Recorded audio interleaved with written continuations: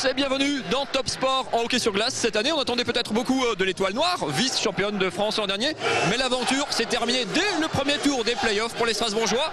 Résultat, on regarde du côté du sud de la région et du côté de Mulhouse qui vient de terminer sa saison régulière par une belle victoire ce soir contre Anglette, 3-0.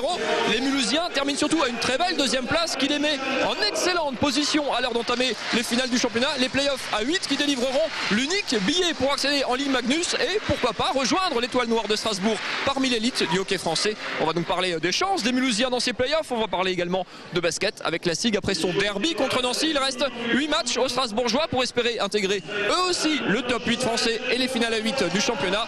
Et je vous ferai découvrir en fin d'émission une discipline étonnante, la nage avec palme. On commence tout de suite par le hockey sur glace avec le résumé de cette rencontre et la victoire des Scorpions de Mulhouse sur Anglette. La victoire était obligatoire pour les Mulhousiens pour assurer leur deuxième place menacée par Brest.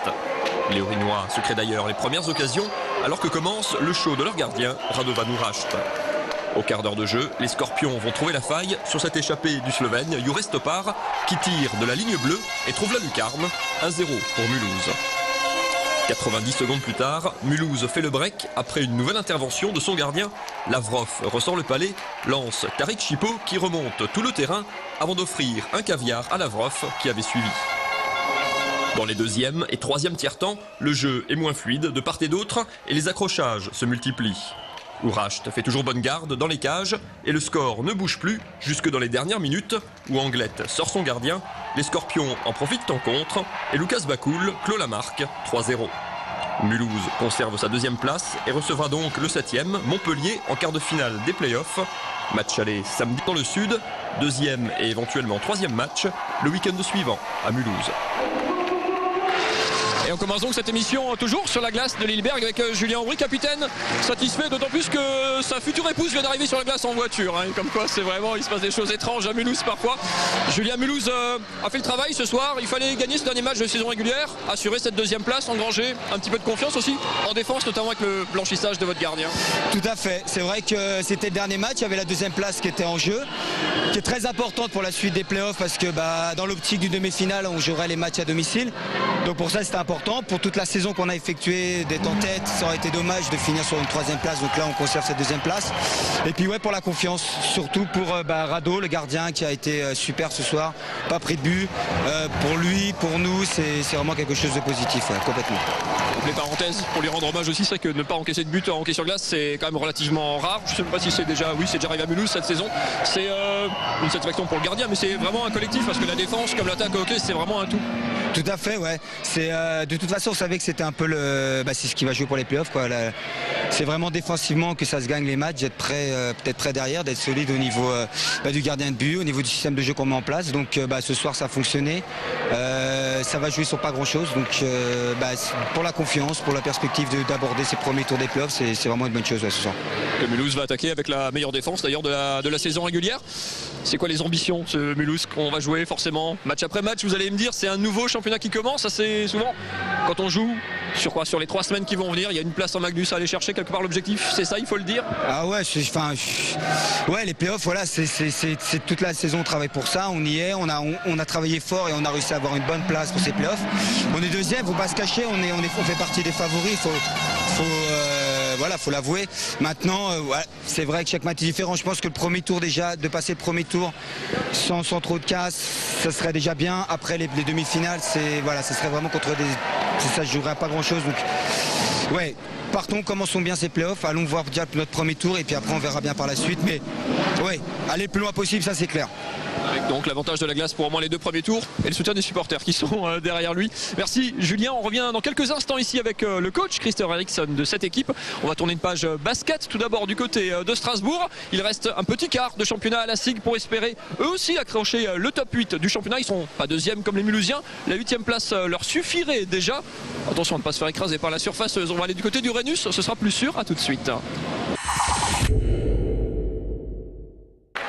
Vainqueur de Nancy samedi soir, 82-73, les Strasbourgeois sont toujours dans la course aux playoffs. La SIG est aujourd'hui 10e de Pro A, avec le même nombre de points que Villeurbanne, le 8e, à une victoire de la 7e place. De Cholet, 7e, à Roanne, 11e, 5 équipes vont donc se bagarrer pendant les 8 dernières journées pour les 7e et 8e places, les 2 dernières synonymes de tickets pour les playoffs. On sait que notre situation, elle est compliquée, il ne reste plus que 8 matchs, il faut en gagner probablement au moins 4, mais peut-être 5. Donc on sait que ça va être dur, mais on est en vie et surtout on montre de semaine en semaine quand même que l'équipe avance. Et ça, c'est aussi réconfortant. Des progrès symbolisés par cette victoire contre Nancy, la première de la SIG contre une équipe du haut du tableau. Peut-être un déclic pour un groupe plutôt jeune, handicapé cet hiver par le départ de 2 de ses joueurs américains, mais l'ambition, elle, est toujours là. Certaines personnes, même la presse, ne nous respectent pas trop, pensent peut-être qu'on joue le maintien, mais il va falloir compter avec nous pour les playoffs jusqu'au bout. On se battra jusqu'au bout, on donnera le meilleur de nous-mêmes et on verra ce qui se passe à la fin. Au rayon des bonnes nouvelles, certains jeunes joueurs commencent à s'affirmer et à trouver du temps de jeu, comme Axel Toupane, Hugo Invernizzi ou Nicolas Dejon, rayonnant samedi en fin de match. Des solutions en plus pour Vincent Collet, dont les joueurs viennent d'enchaîner 3 victoires lors des 4 derniers matchs de championnat. En début de saison, on a perdu beaucoup de matchs de peu parce qu'on manquait un peu de niaque, l'équipe était jeune, elle manquait un peu de caractère. Et ce soir, on a affiché du caractère. Et ça, c'est la marque des bonnes équipes. Donc si on est capable de refaire ça, ça veut dire qu'on peut à nouveau battre d'autres équipes de ce niveau-là. À 8 journées de la fin, l'opération Playoff est donc toujours en cours. Une mission délicate, mais pas impossible.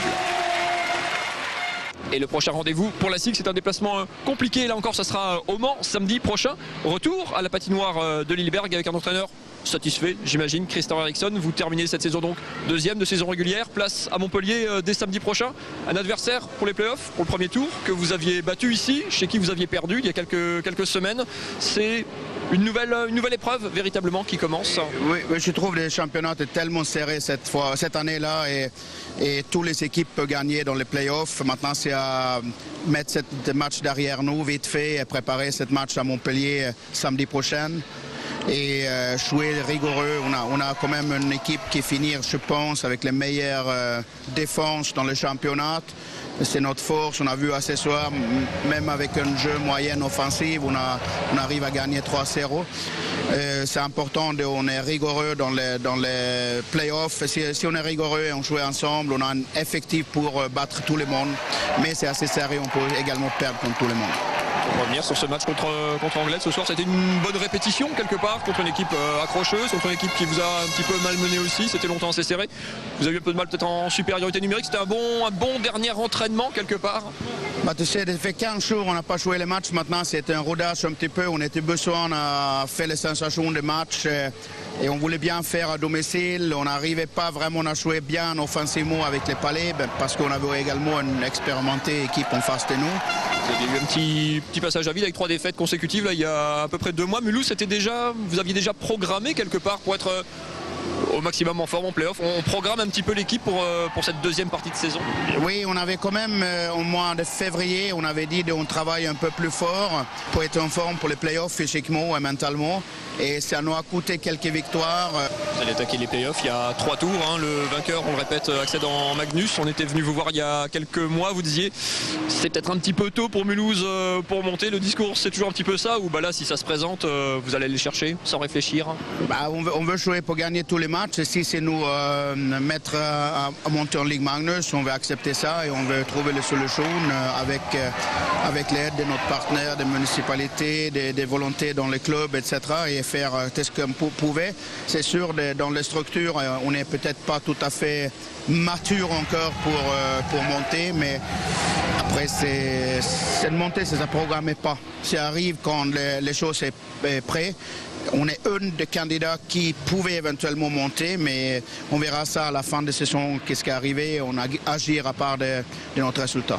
Merci beaucoup Christian Eriksson et bonne route donc à cette équipe de Mulhouse en play-off. Premier match donc à l'extérieur à Montpellier le 24.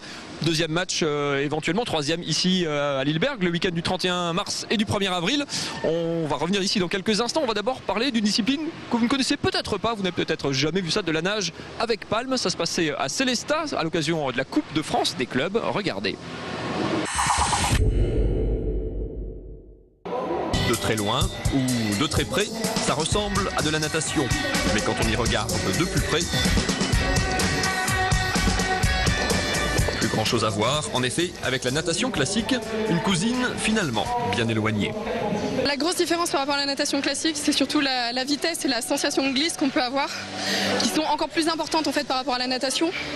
Un 100 mètres peut ainsi se courir en 34 secondes, soit 13 secondes de mieux que l'actuel record du monde en nage libre. Des performances dues à ces monopalmes en fibre de verre ou de carbone et à une technique bien particulière. On essaye d'imiter les dauphins, tout simplement. Donc on essaye d'avoir une glisse impeccable pour que l'avant du corps pénètre bien dans l'eau sans avoir de contraintes. Et tout le mouvement se fait par l'arrière, sur les jambes et sur la palme. Selon les distances, les courses ont lieu en apnée pour les plus courtes, avec un tuba frontal, ou en immersion avec une bouteille d'air comprimé que le nageur tient devant lui. Quel que soit leur niveau, les nageurs sont unanimes. Une fois qu'on a goûté à la vitesse dans l'eau, difficile de faire marche arrière.